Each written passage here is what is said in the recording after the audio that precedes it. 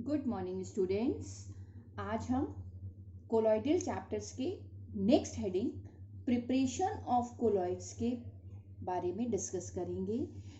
इस टॉपिक में हमने आपसे पहले भी फोर्स ऑफ इंटरेक्शन के बेस पे दो तरीके के कोलॉइड्स की बात करी थी। First is lyophilic and another is lyophobic. Lyophilic means liquid loving.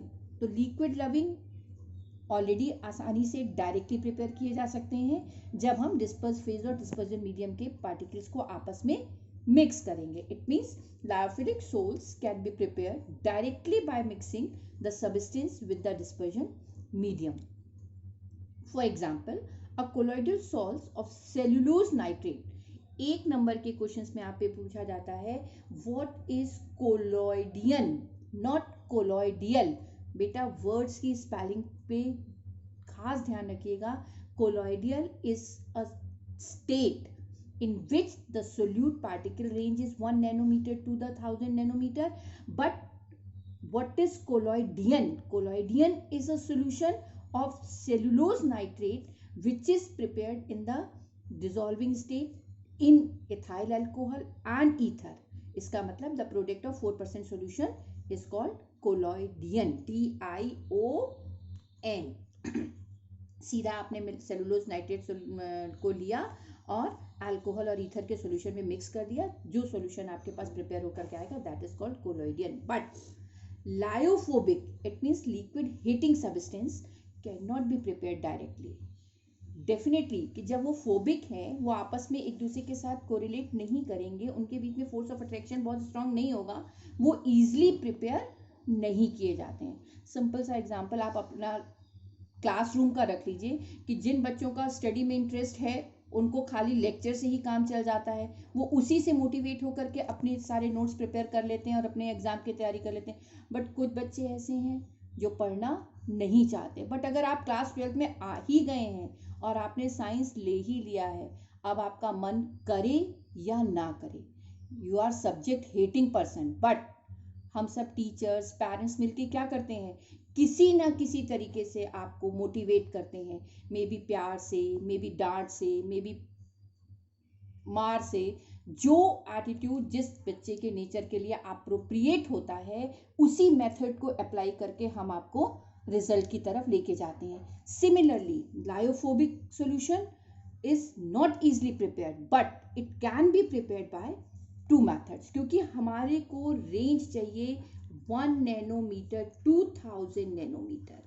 इसका मतलब अगर मेरे पास बड़े पार्टिकल्स हैं तो हमें डिसइंटीग्रेट करके छोटे पार्टिकल्स में इट मीन्स इट्स रेंज में कन्वर्ट करना है, और अगर मेरे पास छोटे छोटे पार्टिकल्स हैं तो हमें उन्हें एग्रीगेट करके इस रेंज में शिफ्ट करना है। जब सोल्यूट का साइज इस रेंज में आएगा और अब आप इसको अप्रोप्रिएट सॉल्वेंट में मिक्स करेंगे, then you find out the lyophobic sols. It means basically दो मैथड यूज करने हैं। One is disintegration method and another is aggregation. Disintegration मतलब तोड़ देना, यानी हमारे पास चीजें बड़ी बड़ी थी जिसे हमने छोटा तोड़ने के लिए ब्रेक करके इस रेंज में कन्वर्ट किया। अब ब्रेक करने के लिए हम कोलॉइडल सॉल्यूशन के किन मेथड को यूज करते हैं? One is called mechanical disintegration, second one is Bredig's arc method and third one is peptization method. What is mechanical disintegration? पुराने समय में जो घरों में आटे की चक्की होती थी जिसमें दो ऐसी प्लेट्स होती थी, उनके बीच में डंडा लगा होता था जिसकी हेल्प से पुराने समय में घर में ही गेहूं आटा जो भी लिया जाता था। इसका मतलब दो हैवी प्लेट्स के बीच में रख करके उसको हम फाइन पार्टिकल्स में कन्वर्ट करते थे। सिमिलरली मैकेनिकल डिसइंटीग्रेशन उसी से मोटिवेटेड एक मशीन है जिसे हम कहते हैं बॉल मिल या कोलॉइडियल मिल, जिसमें हम अपने जिस सोल्यूट का सॉल्यूशन प्रिपेयर करना होता है, अगर वो बड़े पार्टिकल में है उसको हम मिक्स करके और इसके बीच में डाल करके एंड देन डिसइंटीग्रेट करते हैं और तब उसको सॉल्वेंट के साथ प्रिपेयर करते हैं। बट जैसे जैसे हम नए युग में जाते जाते हैं, जैसे जैसे हम मॉडर्न टेक्नोलॉजी को यूज़ करते जाते हैं, वैसे वैसे हम अपने फिजिकल वर्क को कम करते जाते हैं। जैसे पहले मैकेनिकल मशीन होती थी, चक्की होती थी घर में, आज उसकी जगह किसने ले ली है? मिक्सी ने।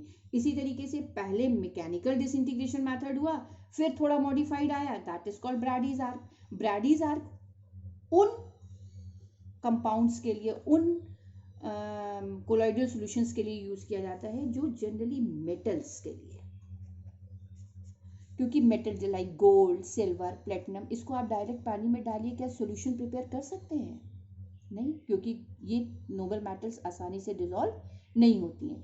ऐसी मेटल्स का जब हमें सॉल्यूशन बनाना होता है तब हम यूज करते हैं ब्रैडीज आर्क मेथड। और इस मेथड में एक हम बीकर ले लेते हैं, इसमें ये दो हम मेटल की रॉड लगा देते हैं, यहाँ से हम इसको पॉजिटिव और निगेटिव प्लेट से कनेक्ट कर लेते हैं, बीच में हम इसके डिस्पर्शन मीडियम फिल करते हैं, और अब जब हम इस आर्क प्लेट्स को गर्म करते हैं तो ये थोड़ी सी मेल्ट होती हैं, और मेल्ट होने के बाद ये यहाँ पर इलेक्ट्रिक आर्क डेवलप करती हैं। इस पूरे ऑपरेटर्स को एक अनदर बीकर में हम शिफ्ट करते हैं बेटा, जिसमें आइस फिल की गई हैं।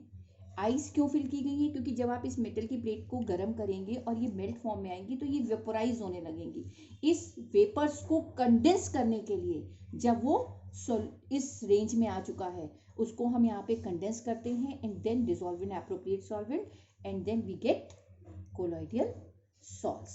And third one is peptidization method.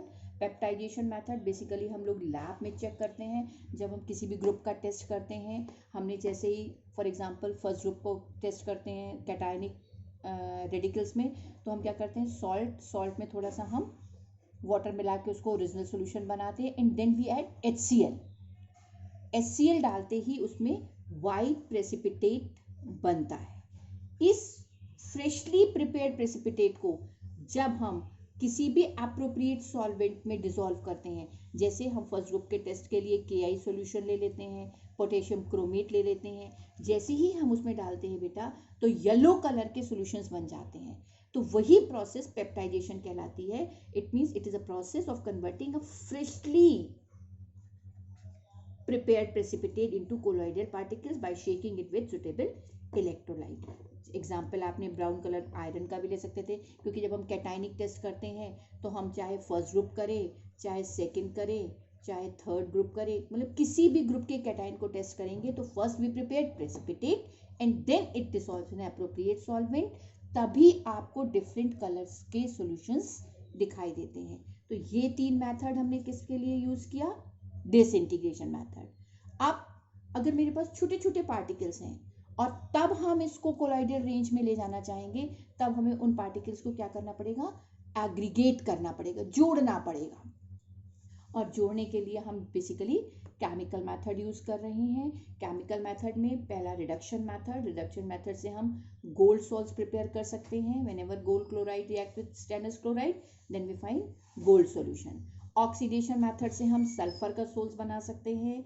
Hydrolysis product से हम फेरिक हाइड्रोक्साइड का सोल्स बना सकते थे, और डबल डिकम्पोजिशन में हम आर्सेनिक सल्फाइड का सॉल्यूशन प्रिपेयर करते हैं। It means these are the process which is used to prepare lyophobic colloids.